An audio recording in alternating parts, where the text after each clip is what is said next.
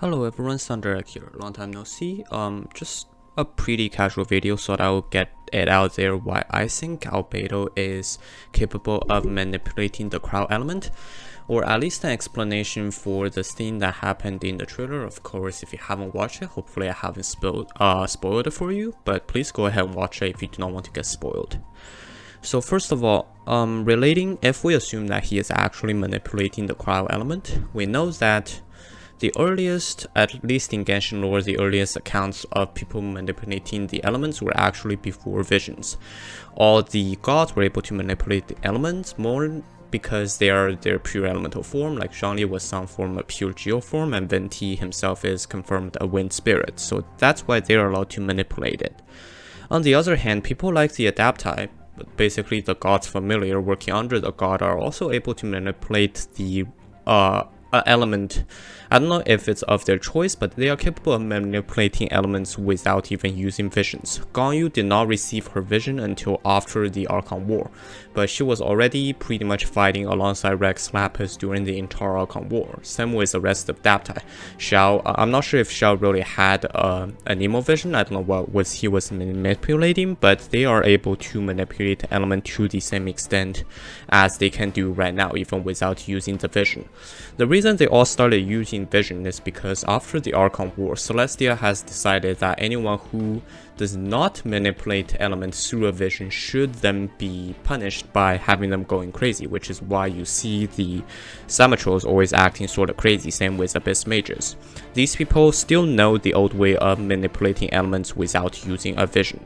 As a result, they're somewhat crazy, or they have gone crazy. For the Abyss Order, it's a bit of a different story because they sort of know a shortcut that allows you to manipulate elements without going completely crazy, because the Abyss Mages are still somewhat thing.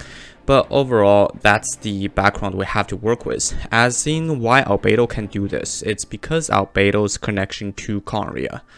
Albedo, many has suspected his teacher was actually Gold. Now, of course, Gold, the alchemist, is basically in charge of creating all the calamity that struck Cryo 500 years ago.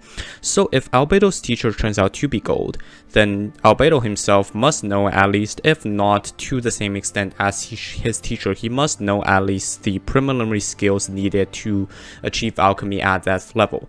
And to an extent, it can be argued that because Albedo is able to manipulate the cryo element seen here, again, we're assuming he's actually manipulating the cryo element, then it can be argued that Albedo is also capable of manipulating the geo element without really using a vision.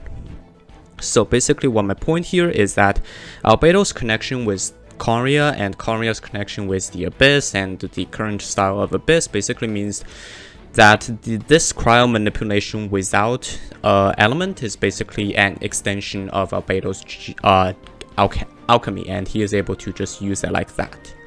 Now, on the flip side of the argument, it could be Albedo not manipulating the cryo element. Here's my explanation. First of all, let's take a look at this shot.